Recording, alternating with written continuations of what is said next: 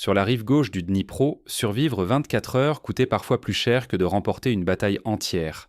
C'est la vérité nue du front de Krink. Officiellement, on parlait d'avancée stratégique, d'expansion du contrôle ukrainien sur un nouveau territoire.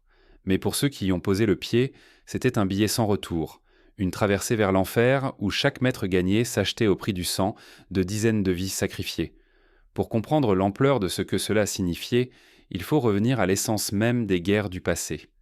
Pensons à Verdun, en 1916, les soldats français et allemands se sont disputés quelques centaines de mètres pendant des mois, au prix de centaines de milliers de morts et de blessés.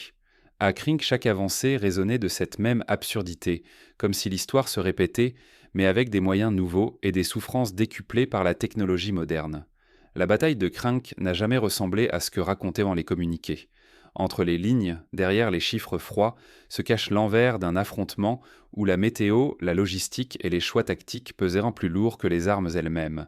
Car ici, la pluie, la brume et le fleuve gelé tuaient autant que les balles et les éclats d'obus.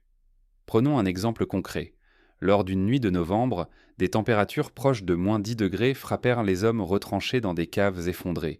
Il n'y avait pas de chauffage, seulement la chaleur de corps entassés, enveloppés dans des couvertures détrempées.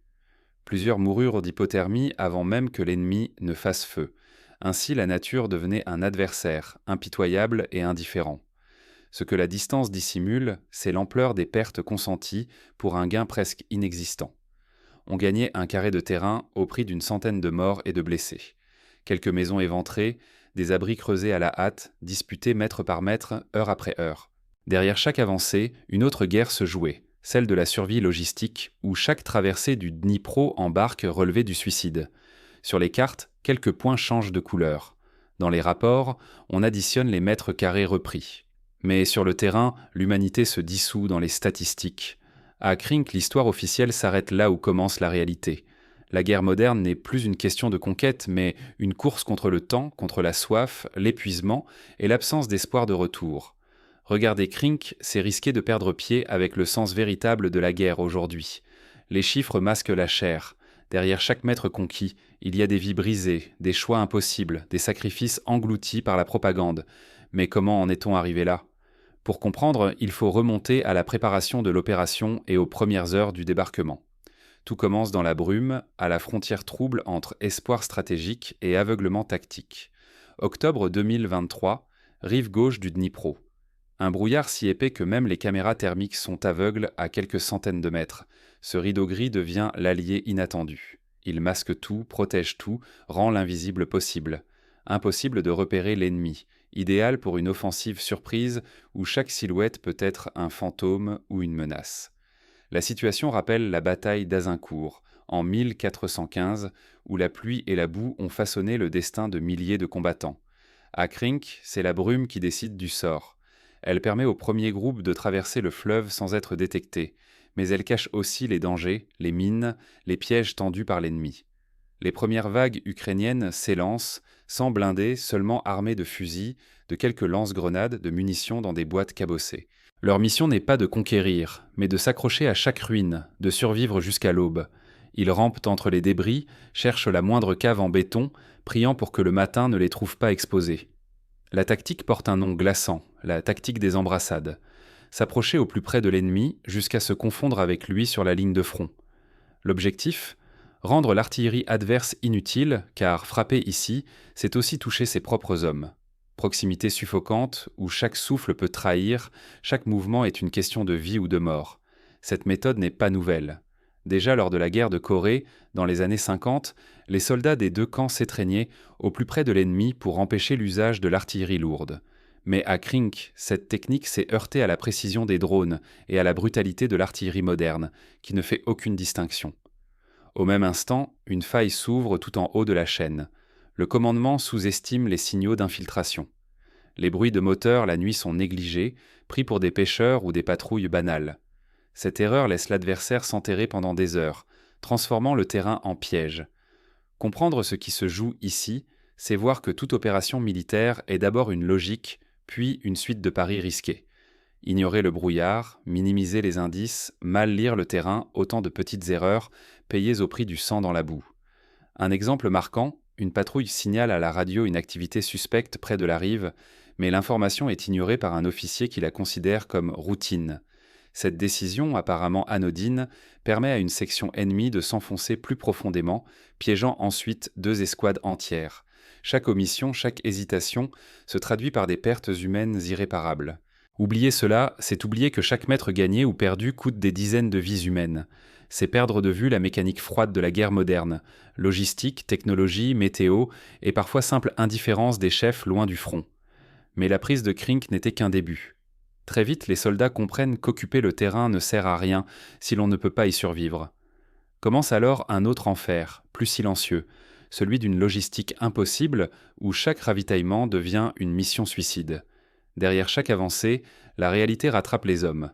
Tenir une position, c'est affronter la faim, la soif et l'usure, pas seulement les balles. Et bientôt, les illusions du commandement vont coûter plus cher que la moindre balle ennemie. Ici, chaque bouteille d'eau représentait une vie humaine. Chaque traversée du fleuve était une loterie où la mort guettait dans l'ombre. Le Dnipro n'était plus seulement un fleuve, c'était une frontière impitoyable. Près d'1 kilomètre d'eau séparait la rive occupée des lignes ukrainiennes.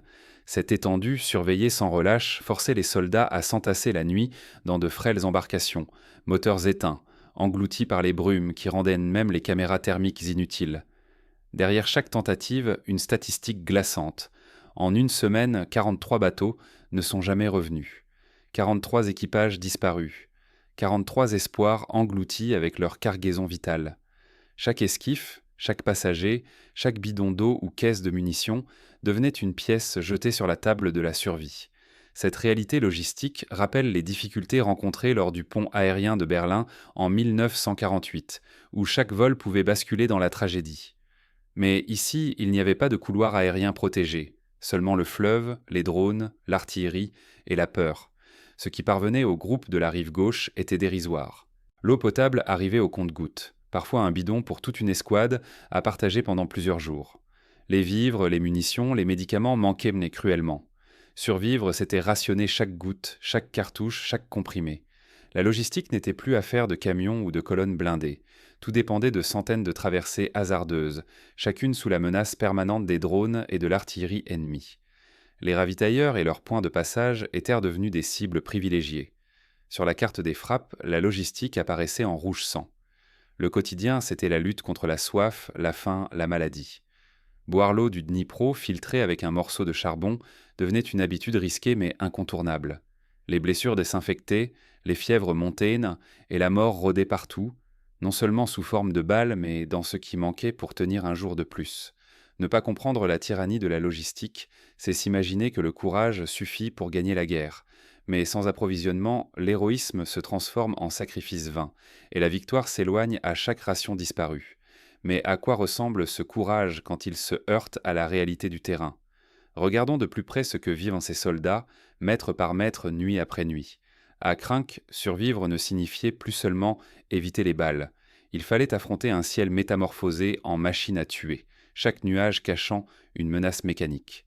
Jour après jour, les soldats ukrainiens affrontaient une concentration inédite de drones, jusqu'à 5 engins ennemis pour chaque homme. Jamais la guerre n'avait vu pareille omniprésence. Surveillance constante, frappe précise, traque sans répit. Imaginez, un soldat rampe dans la boue jusqu'à un abri improvisé, scrutant le ciel pour repérer le moindre bruit de rotor. Il sait qu'un drone peut larguer une grenade ou transmettre sa position à l'artillerie dans la minute. Pour chaque cigarette allumée, il risque d'être repéré. Le moindre feu, la moindre chaleur, attire l'œil mortel de la machine. Ces drones n'épiaient pas seulement les vivants.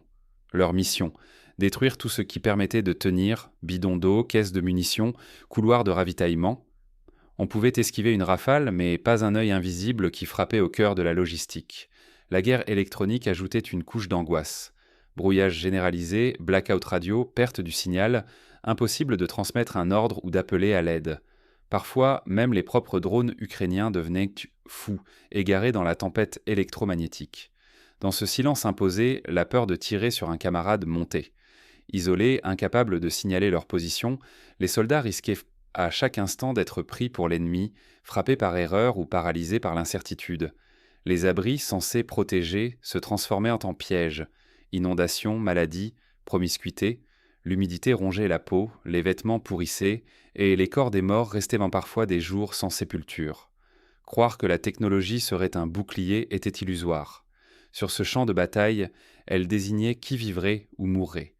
Face à l'arbitre inhumain, l'homme devenait presque invisible, impuissant et terriblement seul. Pourtant, malgré cette mécanique écrasante, il restait une question obsédante.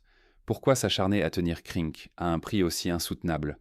La réponse se jouait bien au-delà de la simple bataille. Quand la terre se met à vibrer, que le ciel crache sa colère et que la rivière coupe tout échappé, que reste-t-il à l'homme?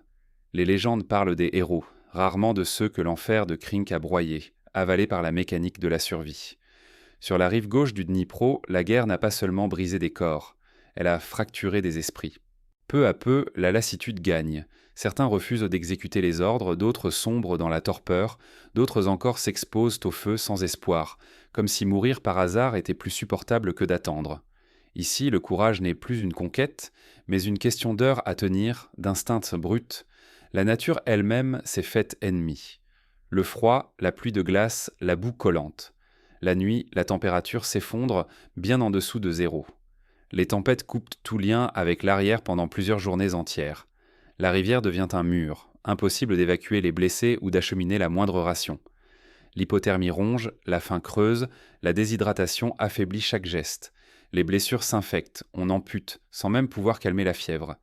Les évacuations sanitaires ne sont plus qu'un souvenir. La mort rôde, lente, sale, presque banale. Le sentiment d'abandon pèse plus que la menace ennemie. Le silence radio du commandement, les promesses vides, l'impression d'être sacrifié pour quelques mètres de boue. Certains griffonnent des adieux, d'autres s'enfoncent dans le mutisme, regard perdu. Ici, l'histoire rejoint la tragédie d'autres sièges, comme celui de Leningrad, où l'isolement, la faim et le froid tuaient tant plus sûrement que les obus. À Krink, la boucle se referme. La guerre n'a plus de sens, sinon celui de survivre à l'absurde. Quand tout se fige, il n'y a ni triomphe, ni véritable défaite. Les survivants regagnent l'arrière sans bruit, hagards usés. On ne compte ni médailles ni honneurs, seulement les ruines, les membres manquants, les morts oubliés dans la vase. Fermer les yeux sur le véritable coût de chaque opération, c'est condamner à l'aveuglement. Ici, la guerre ne se chiffre pas en kilomètres, mais en vies brisées, en esprits à jamais éteints. Mais derrière ce silence, une question obsédante demeure. Qui paie vraiment le prix de chaque ligne avancée? Le récit ne fait que commencer. Krink ne sera pas gravé dans l'histoire comme une victoire éclatante ou une défaite retentissante, mais comme le rappel amer du prix insensé payé pour chaque parcelle de terrain arrachée à tout prix. Durant cette opération, chaque heure passée, chaque mètre carré gagné s'est monnayé contre des souffrances inimaginables. L'héroïsme individuel, souvent célébré dans les récits officiels, s'efface devant la réalité brute. Ici, la logistique, la technologie et l'indifférence des institutions ont pesé aussi lourd, sinon plus, que les armes elles-mêmes. Krink dévoile la vérité nue de la guerre moderne. Les soldats ne meurent pas seulement sous les tirs ennemis, mais aussi broyés par le manque de moyens, pris au piège par la nature, sacrifiés sur l'autel de stratégies où la vie humaine n'est qu'une variable à ajuster.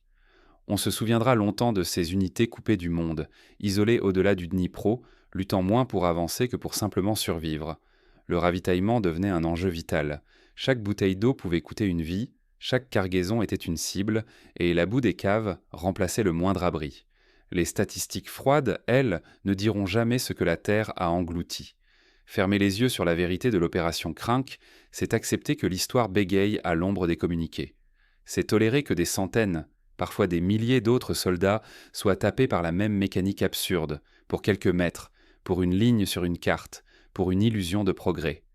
La boucle se referme sur une question qui restera sans réponse officielle. À quel prix et pour quelle signification ces fragments de territoire sont-ils conquis? Chaque spectateur, chaque citoyen devrait refuser de détourner le regard. Ce n'est qu'en exigeant la vérité, en comprenant à la fois la logistique, la technologie et les choix imposés à ceux qui combattent, que nous pourrons enfin mesurer la portée réelle de ces opérations contemporaines et refuser l'amnésie collective qui les recouvre. Pour agir, il est temps nécessaire de se rappeler les leçons des conflits passés.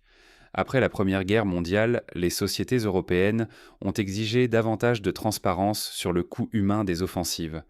Des associations d'anciens combattants, comme l'Union fédérale des blessés de la face, ont milité pour que les cicatrices invisibles de la guerre soient reconnues. Aujourd'hui, il est temps que la société civile s'empare de ce débat. Demander des comptes, soutenir les blessés, exiger la vérité des autorités. Chacun peut agir à son échelle, relayer les témoignages, soutenir les familles de soldats, participer à des collectes pour l'aide médicale, interpeller les responsables politiques sur la transparence des opérations. Refuser l'indifférence, c'est déjà refuser que l'histoire bégaie encore. La mémoire de Krink, c'est la mémoire de toutes les batailles oubliées, de tous les sacrifices anonymes. C'est un appel à regarder en face la réalité du prix payé, à ne plus accepter que la vie humaine soit réduite à une simple ligne dans un rapport, et à rappeler que derrière chaque mètre de terrain, il y a des destins, des familles, des existences brisées. Rappeler la vérité n'est pas seulement un devoir de mémoire, mais un engagement pour l'avenir. Car la guerre, même quand elle paraît lointaine, concerne chacun d'entre nous.